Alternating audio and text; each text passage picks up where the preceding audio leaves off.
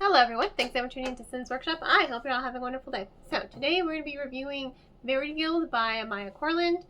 This is the same author who did Five Broken Blades trilogy, and I really did like that trilogy. I think with that trilogy, she just got better and better as the stories went on.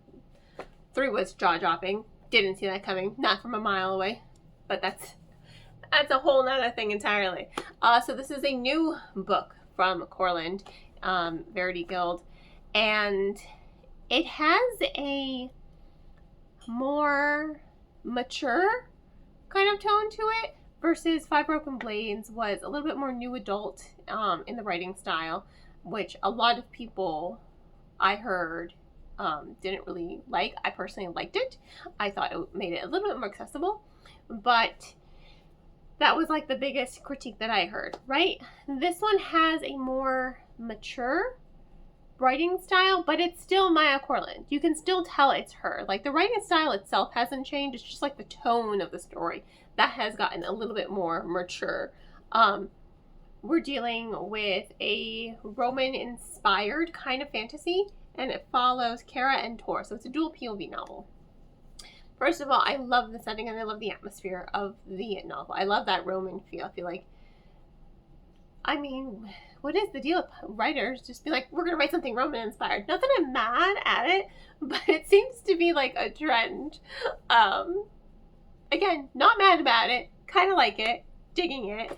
I guess it's just a fascinating time period, but regardless, it was a really good setting for the story she wanted to tell. You know, you have Tora, he's a Praetorian, and then you have Kara, and she is part of the Verity Guild. So she absolves people in a way. There is magic, there is fantasy, but people come to her with their truths and she like absolves them. You know, like 12 Hail Marys, you know, that kind of thing. She seeks out the truth. It is her job to seek out the truth along with the Praetorian. So she's part of the conclave, and she's very young to be in the position she's in, so she feels very intimidated. But not only that, she has a secret. She's part of a race of people that dealt with death magic, and her people were supposed to have been eradicated. So as far as she knows, she is the last of her kind, and that is a secret she is trying to take to the grave. Like, no one can know. No one can know, otherwise she will be, you know, murdered. So she's constantly afraid of Tor. She's like, oh god, this dick. They kind of hate each other. She's like, oh man, this dick. She does not want him to find out the truth. Now, people start dying. And it's pointing to her. Someone's trying to frame her, so of course he has to get close. I love that rising tension with their dynamic, because he totally thinks it's her, because he kind of hates her. And she just thinks he's obnoxious, so they totally hate each other. The tension between them is palpable. It's there. And I like that rising tension between these two characters. I think it is really well done. I think the characterization is, pardon me, really well done. And I personally did enjoy it.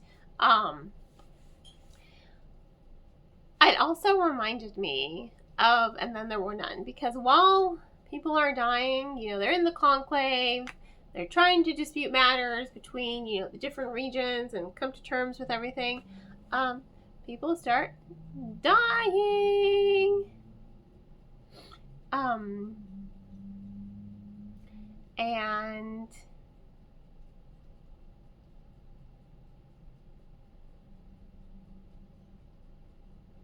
I forgot.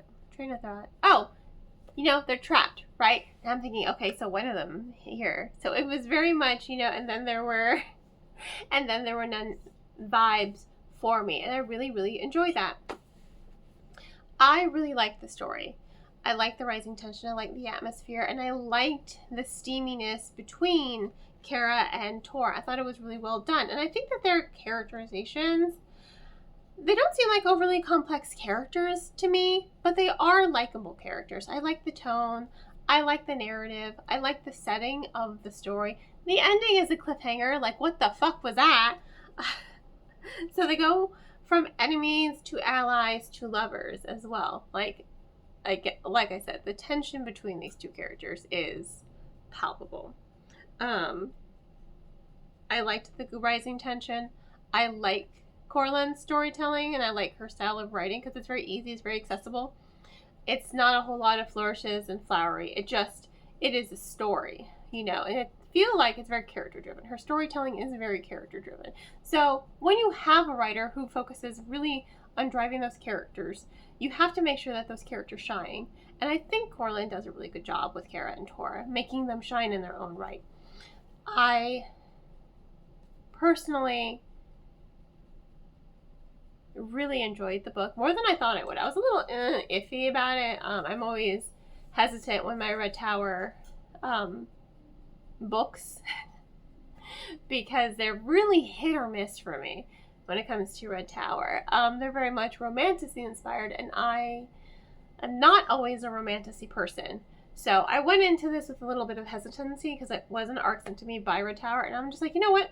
I like it. I think Corlin is one of my new favorite authors. I think she is really well versed in doing a story and also making sure that those characterizations and those character dynamics really do shine. So I'm excited for book 2. I don't know when that's going to happen. Now I have to buy book 1 because Red Tower does not do arcs for their sequels. So fuck me. In any case, thank you all for tuning in. Please don't forget to like, subscribe, and share with all your book friends. I hope you all have a wonderful rest of your day. And as always, happy reading.